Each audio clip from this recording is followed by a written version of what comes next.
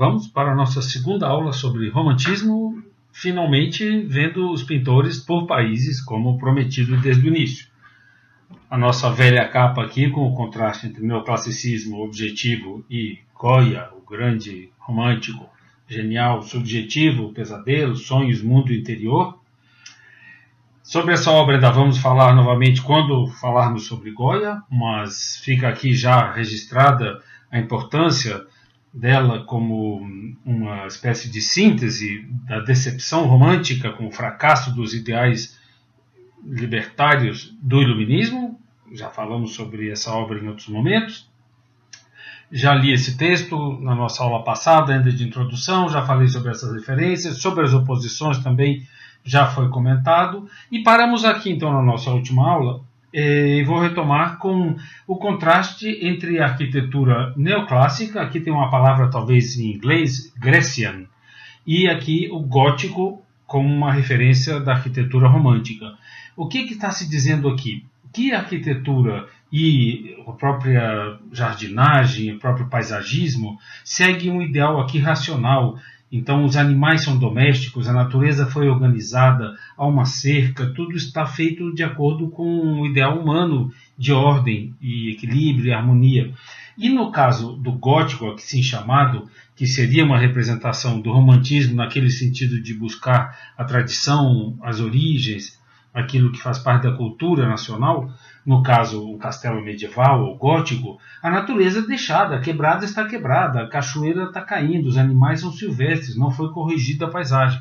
Então é um contraste sempre entre ordem racional e algo que é mais natural, algo que segue a tradição, algo que de algum modo não se conforma àquilo que pretende ser ordenado. Então um exemplo da arquitetura com o contraste entre o grego e o gótico, no caso é mais medieval até do que gótico, mas dizendo referência então a essa questão da tradição e da natureza deixada em seu próprio estado.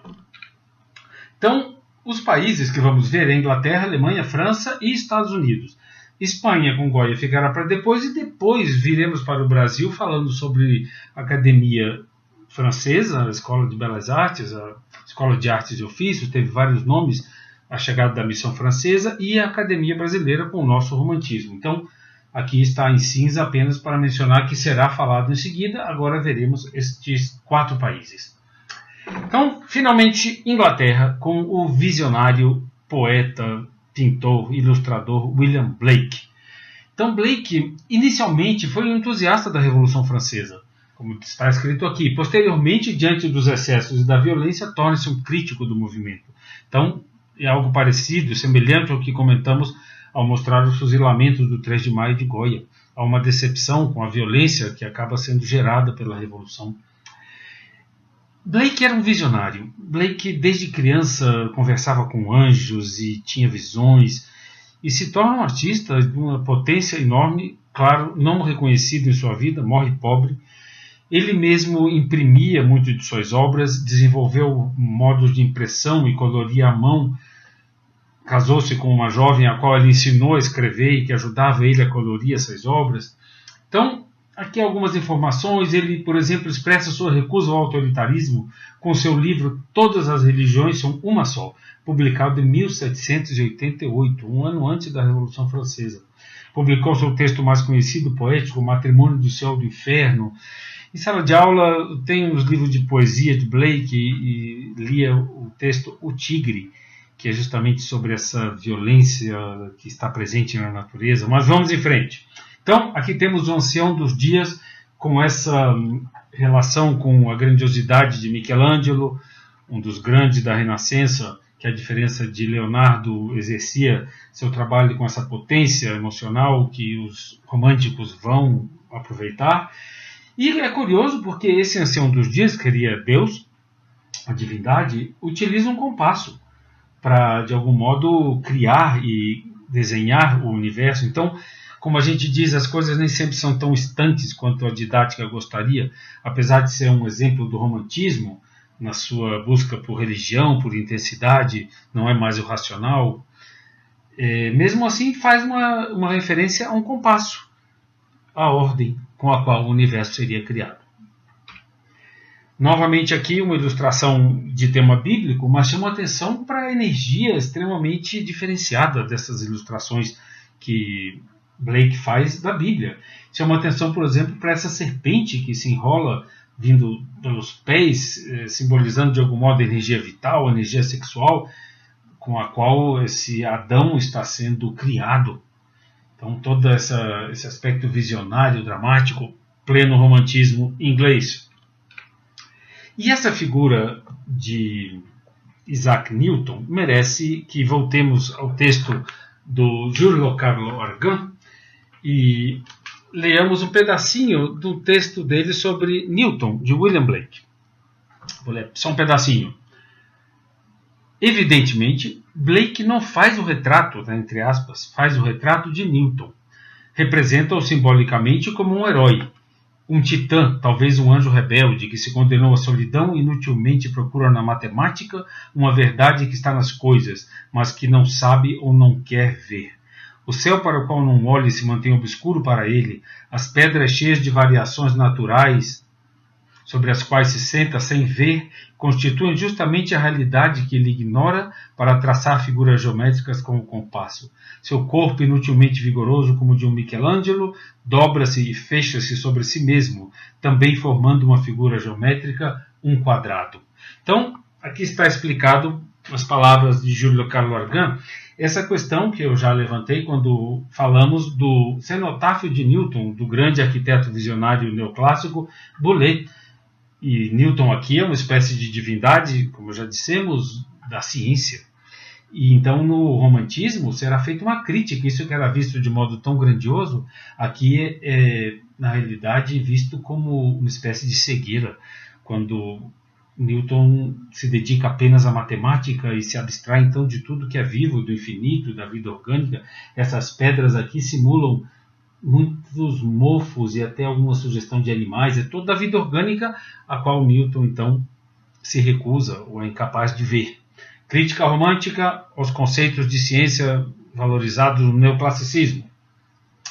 Mais uma visão maravilhosa de imagens bíblicas, a escada de Jacó, sempre com essa relação com o sonho e a grandiosidade e o misticismo, características já do pleno romantismo. Não estamos mais falando de Grécia, nem de racionalidade, nem de proporções ligadas ao corpo humano e à matemática da natureza, e sim ao universo dos sonhos, do misticismo, a busca por um sentido talvez mais profundo, mais emocional.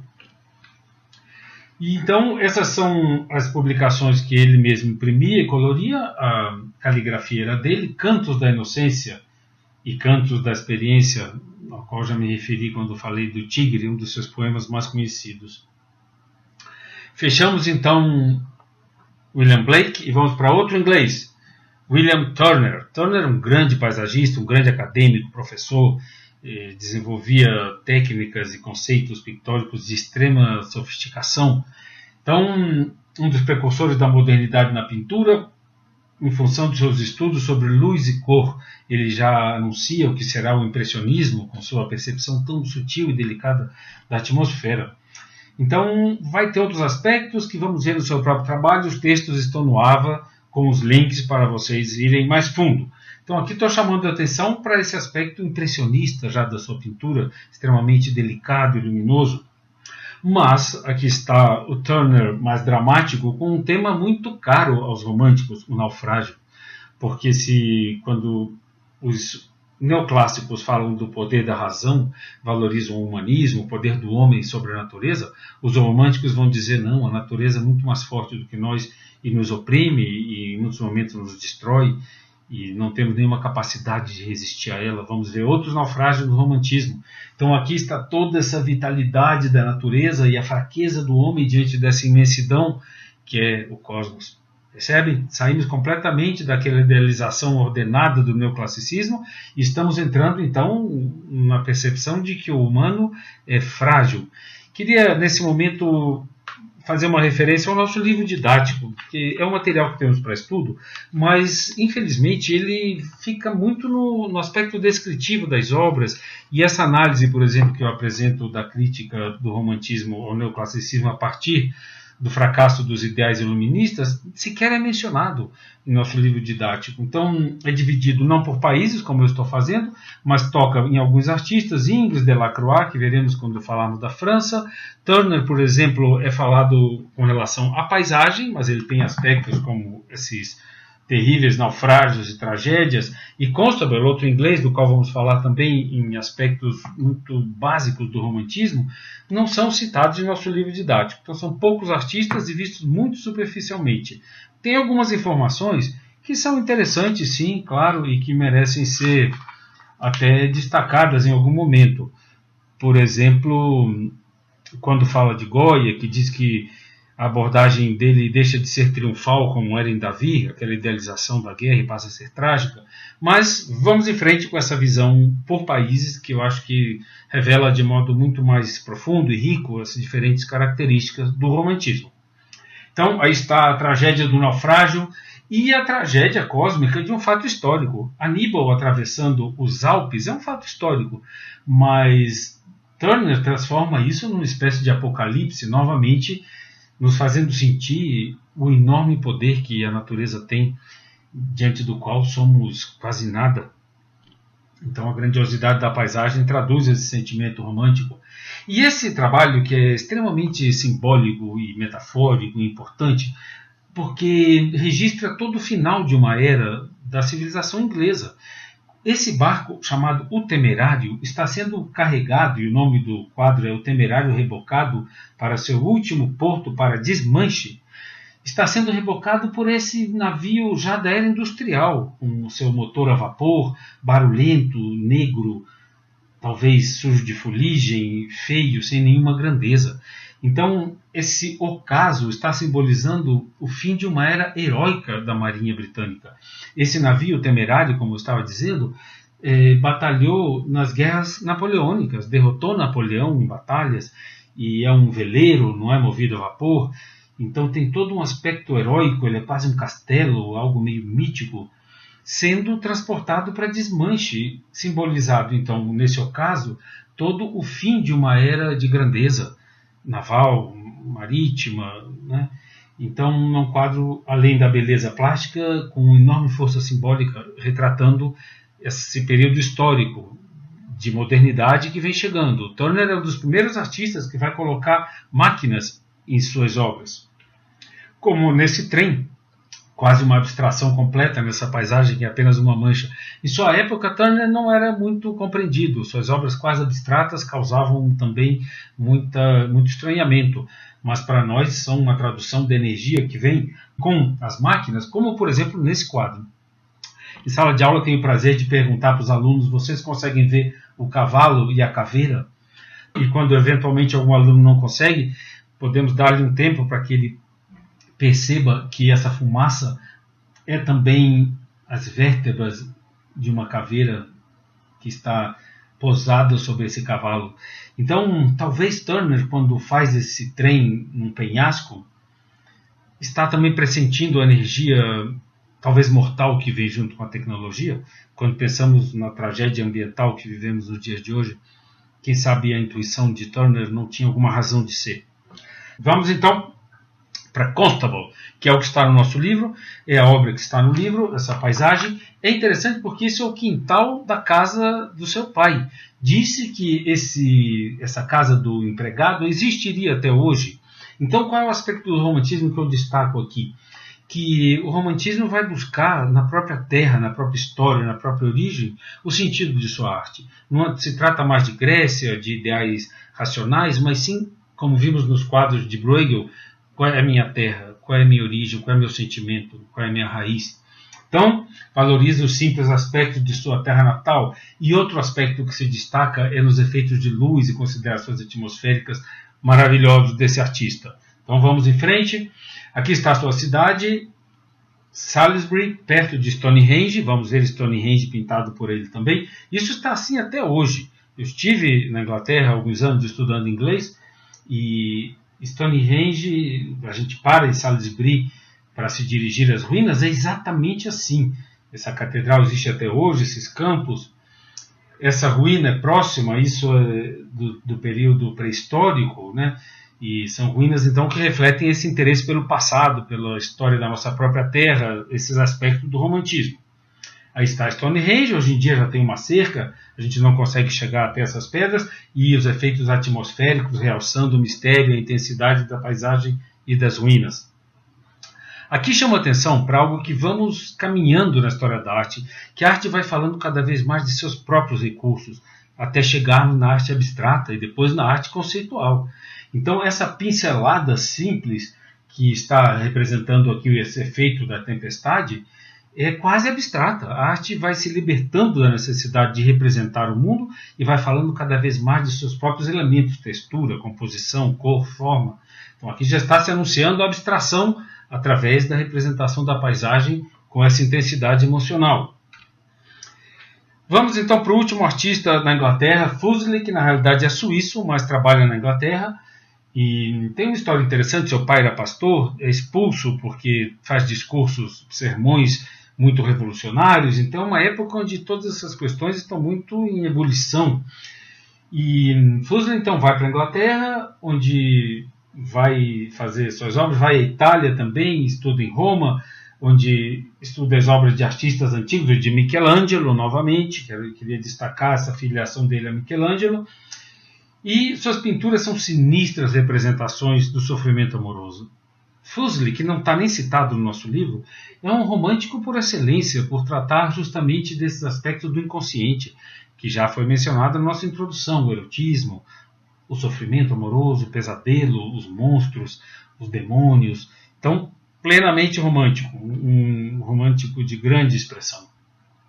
Um dos mais famosos quadros dele, O Pesadelo. A gente pode se perguntar o que seria esse pequeno duende ou demônio, né?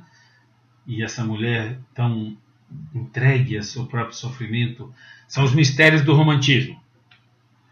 E ilustrou muitas obras de Shakespeare, que é um autor anterior, do século XVI, aqui estamos no final do século XVIII, começo do XIX, mas Shakespeare já é um autor romântico nesse sentido de valorizar a história e os mitos locais da Inglaterra, e sempre com extrema paixão e dramaticidade. Então se presta muito bem para as emoções que esse artista Fuseli busca representar. Então, Macbeth, Lady Macbeth, As Bruxas, novamente essa expressão bizarra, exagerada, obscura do romantismo. Aqui, Shakespeare também, Sonho de uma Noite de Verão. Vi esse trabalho em Londres, ele é muito grande, extremamente inquietante pela diferença de escala das figuras, é todo um clima de magia, de mistério. E tirei essas fotos numa exposição sobre Fuseli em Chicago, que não era apenas Fuseli, mas todo o seu contexto histórico com outros artistas. E essas são obras que não estão nos livros e nem sempre a gente encontra nas redes, mas são muito interessantes pela sua força. Eu mesmo tirei essas fotos. É justamente a anti-razão, percebem? Aqui estamos no oposto do racionalismo, do neoclassicismo. E o erotismo muito intenso também desse artista, então muito belo na sua intensidade, aspectos de Fuseli visto nessa exposição em Chicago. Vamos para a Alemanha, infelizmente temos que correr. Esse artista é um dos mais expressivos também do romantismo, Caspar David Friedrich, simbolismo, paisagens, idealismo. E aqui falamos que o período que ele vivia, a sociedade europeia estava se movendo de uma inclinação materialista para a desilusão, na qual novos impulsos espirituais começavam a se fazer sentir. Essa mudança encontrou expressão numa reapreciação do mundo natural, visto como uma criação divina pura, em contraste com o artificialismo da civilização. Esse é um retrato do artista feito por um amigo, mas que expressa toda a intensidade de sua emoção. Vamos a ele. Aí está, então, claramente a natureza vista como representação da divindade. Podemos até tirar da representação esse crucifixo, que de alguma forma a luz e a grandeza do espaço, essa abóbada, já nos sugerem essa ideia da natureza como um templo. E esse trabalho também de extrema eloquência, o monge à beira-mar, novamente como vimos no Naufrágio, aqui não há tragédia, mas a imensidão, o sublime, são os aspectos que o romantismo vai tratar, o sublime, o infinito, a grandiosidade dos espaços da natureza, os espaços cósmicos da noite, retratados então pela pequenez desse monge diante desse infinito do horizonte do mar. Aqui as ruínas, novamente o passado gótico, a tradição, e claro que aqui há um elemento de sofrimento e de tragédia, onde a natureza acompanha também a ruína da arquitetura, todo um clima de mistério e de passado e de decadência. Esse é um dos trabalhos mais famosos dele, que é justamente a oposição, quando falamos das oposições entre o neoclássico e o romântico, a civilização e a natureza, o lado humano, prosaico, simples, diante do infinito, que ultrapassa qualquer limite humano. Então, Viajante sobre o Mar de Névoa está nos falando dessa percepção do homem civilizado, racional, diante do infinito, expresso pela natureza. Nesse caso, temos uma metáfora muito clara. As torres da igreja estão refletidas nas torres desses pinheiros. E aqui dentro há uma cruz. E aqui é um homem que largou aqui suas bengalas, seus suportes, né? E está rezando. Então, há uma analogia. O templo é a natureza. Essa é a ideia que ele claramente transmite nesse quadro. O templo está na névoa, desaparecido, mas na natureza está a oração muito clara, feita por esse homem que abandonou suas muletas. Outro quadro maravilhoso, onde essa mulher, novamente uma mulher civilizada, uma burguesa, está diante desse amanhecer, que é a pura luz, talvez divina. Essa é a mensagem que esse artista tenta transmitir. E outro tema aqui, novamente, o naufrágio da esperança. Aqui é um navio que se chamava Esperança, é um fato histórico que ele ilustra, de um navio que naufraga no gelo. Mas claramente está se falando dessa força da natureza diante da qual somos nada. Então é quase uma abstração, mostrando que as pretensões humanas naufragam diante da energia da natureza. A Alemanha ainda, um amigo do Caspar David Friedrich, Otto Runge, que tem algumas diferenças. Otto Runge não vai pintar a natureza, mas mais o ser humano, extremamente religioso, espírito religioso em toda a sua obra, e vai tratar da criança, uma daquelas oposições que vimos no mundo maduro e criança, infância, personagem de quase todos os seus quadros, seres que para o pintor eram os únicos capazes de transmitir o que há de angélico e belo no mundo. Aí está, então, representando esses mitos populares, a lição do Rouxinol, provavelmente algum conto folclórico, chama atenção para essa questão literária que envolve o quadro, e tudo isso aqui já é ilustração, fazendo referência a um texto, a uma história, uma narrativa que acompanha a imagem. Não é apenas uma representação de uma paisagem, mas há toda uma intenção de falar-se de uma narrativa.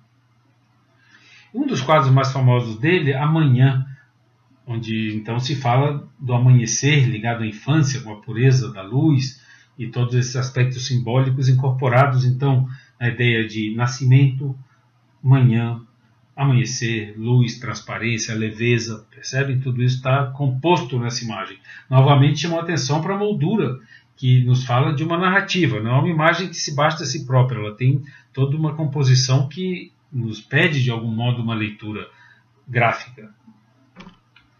E aqui estão seus pais. No livro Raízes do Romantismo, de Isaiah Berlin, ele fala muito sobre a relação entre Alemanha e França, que é uma relação histórica extremamente complicada. E ele diz que naquele período a Alemanha tinha um grande ciúme, uma grande inveja, estava muito humilhada pelo progresso extraordinário da França na ciência, na política, nas artes. Então olhavam com muita desconfiança os religiosos alemães, fala dos movimentos pietistas, dos movimentos ligados ao protestantismo, que de algum modo buscam uma pureza moral, que olhavam esse quadro para mim, estou falando disso porque esse quadro para mim é uma espécie de síntese desses aspectos de crítica de um país para o outro, essa busca da própria identidade, e a gente fica pensando esses alemães então olhando com essa seriedade, com essa austeridade para aquele romantismo francês que vamos ver já já, extremamente sensual e vivo, então, e colorido, né? Então, os alemães, com toda a sua seriedade, sua religiosidade, sua crítica, observando com essa austeridade toda, nos observando. Então, vamos para a França. Théodore Géricault morre cedo, deixa uma obra de grande significação, que vai influenciar seu grande amigo Delacroix, que é o maior romântico. Então, Géricault tem o Tempo do Naufrágio, que vamos ver em seguida. Essa é sua obra primeira obra de sucesso, ganha uma medalha de ouro na academia, e aqui então estamos falando já de toda essa energia, inclusive animal. Vamos ver nos trabalhos de Jericó, ele representa, em vários momentos faz estudos de animais, que é essa força da natureza. Já não estamos falando daquela ordenação neoclássica, e mesmo sendo um sardo ainda do exército napoleônico, toda a energia da pintura está nos falando, na realidade, de emoção, e não de ordem ou de razão, ou de espírito cívico, é muito mais emocional do que racional. Aí está, então, o cavalo representado no momento do raio, com o susto, pura energia da natureza, energia emocional, energia vital. E novamente aqui temos os cavalos, a referência neoclássica. Esse é o estudo então para essa obra que ele vai realizar. Acabada, ele veste as figuras, e é muito interessante simbolicamente, apesar de estarmos com uma referência neoclássica, está se falando do controle das emoções, das paixões que de algum modo transbordam e dessa tentativa de segurá-las. Então chegamos aqui numa sua obra importantíssima, O Naufrágio da Medusa.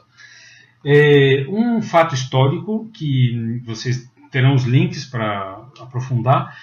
O governo monárquico ainda francês manda uma expedição para a África e nomeia um almirante para essa expedição, não por seus méritos náuticos, chamemos assim, mas porque era um membro da nobreza. Então não tinha capacidade de cumprir sua missão. E essa expedição naufraga. Esse almirante, então, foge nos barcos tipo Titanic, com parte da nobreza e oficialidade, e abandona a tripulação de civis, os que não têm status político ou social, no barco. E essas pessoas então fazem uma pequena jangada e vão se sucedendo as tragédias. Por exemplo, eles perdem toda a água e ficam apenas com vinho. Isso tudo é documentado, porque dos sobreviventes sobram pouquíssimos que relatam então cenas de devorando os cadáveres para sobreviver, necrofilia e todos os horrores que podem ser imaginados. Então, esse artista, Jericó, faz pesquisas, vai a necrotérios e pinta mortos. Ele tem uma obsessão, morre inclusive louco. Jericó é um romântico sofredor.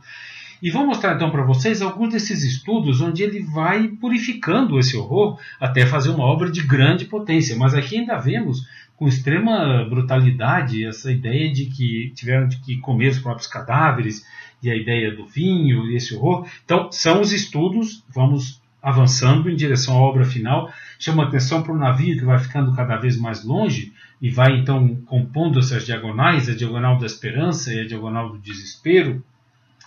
Aqui ainda um estudo, o navio fica ainda mais longe, mas vai purificando então os elementos. Aqui é o pai com o filho, e essas cenas ainda que ele vai tentar então, na obra final, representar do modo mais estético possível, menos jornalístico, chamemos assim.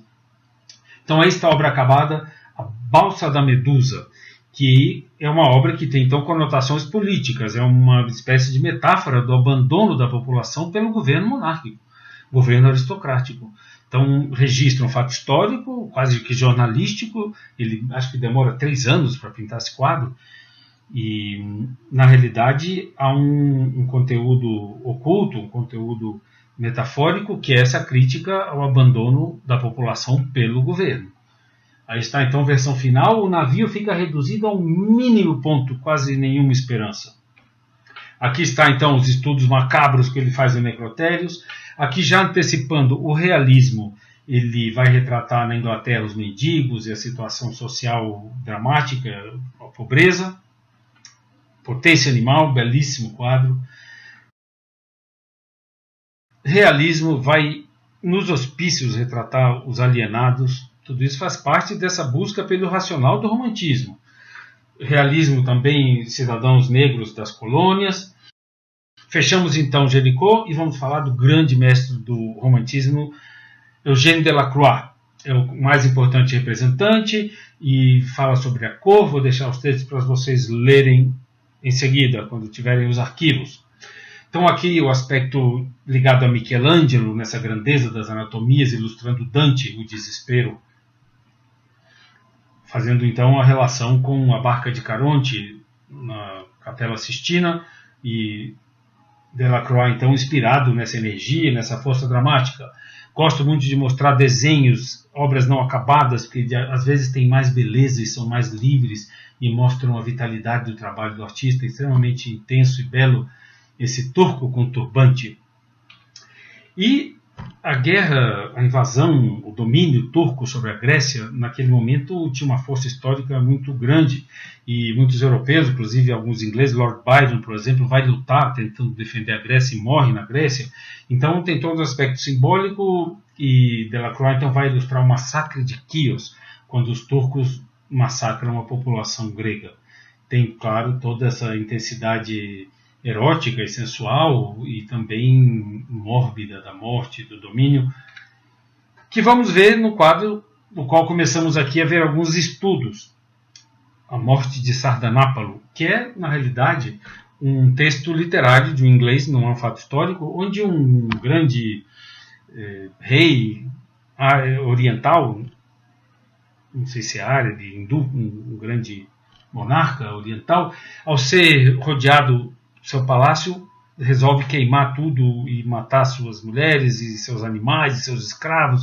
Então é esse momento de extrema destruição.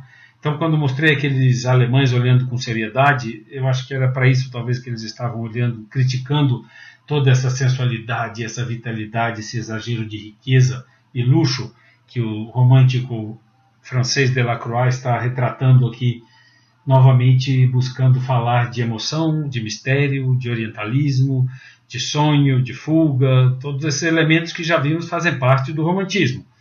Em vários aspectos, já falamos da complexidade do romantismo, ele não se restringe a uma só questão, ele é múltiplo, cada país tem sua própria natureza, então os franceses, com sua riqueza, seu luxo, sua sensualidade, vão expressar essa crítica ao racionalismo de um modo completamente diferente dos alemães e dos ingleses.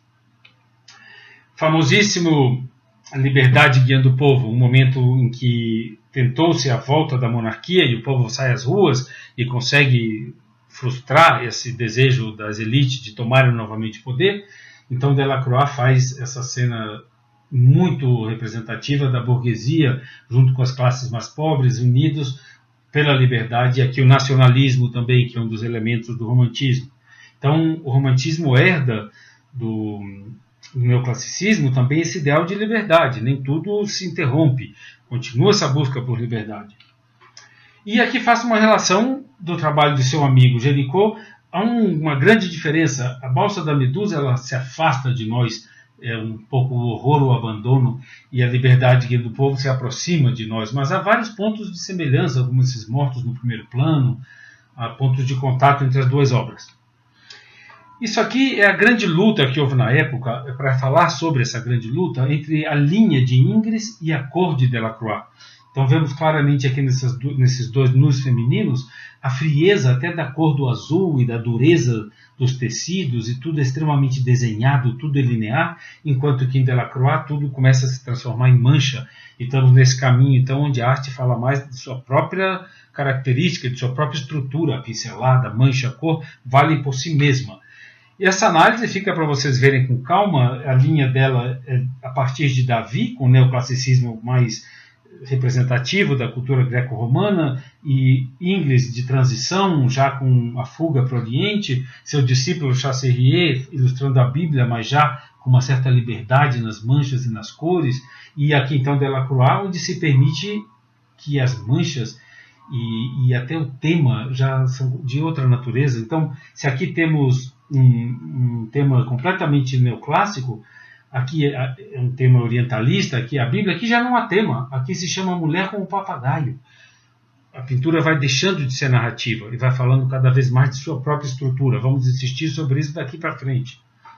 E para finalizar, nos Estados Unidos, a escola do Rio Hudson, que são os grandes românticos americanos, logo após a guerra civil, vão se preocupar de criar identidade para o país através da representação da grandeza da natureza.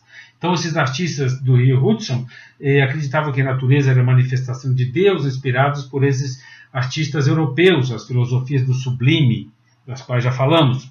Então, aí está um maravilhoso Bierstadt, são quadros gigantescos onde se mostra a grandeza da paisagem, a natureza compreendida, então, com reverência por conta de sua grandeza.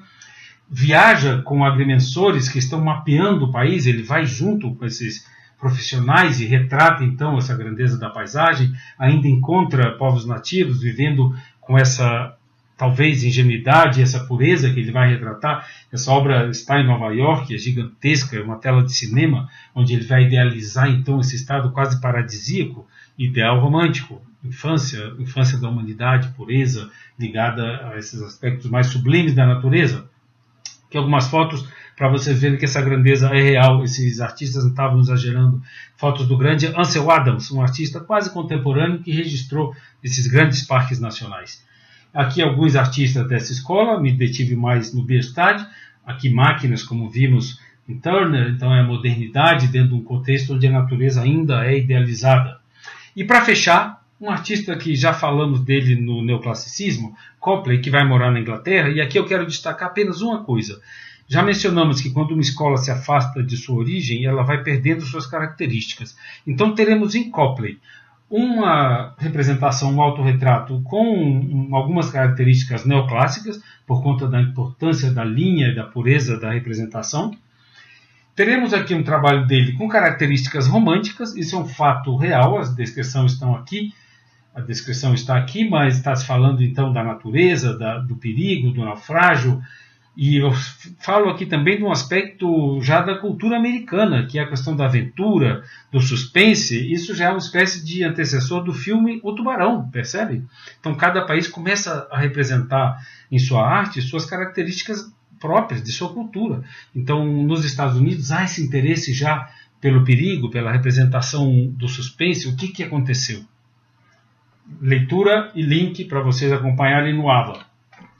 E aqui então fechando, o mesmo artista, Copley, vimos um autorretrato neoclássico, temos aqui o retrato de uma autoridade, não é um nobre, estamos nos Estados Unidos, é uma república, mas evidentemente é um cidadão de alto nível social, representado então com extrema dureza, e ele está escrevendo algum documento, são características quase barrocas por conta de sua dureza e representação desse status. E aqui um trabalho totalmente realista, quando ele retrata um escravo, cabeça de negro. Então tivemos um autorretrato neoclássico, um retrato com algumas características que podemos associar ao barroco e já antecipando o realismo, quando se permite representar um negro com o suor no rosto, com a boca aberta num semi-sorriso, ele jamais poderia ter essa espontaneidade ou representar-se John Hancock, uma autoridade de sua época.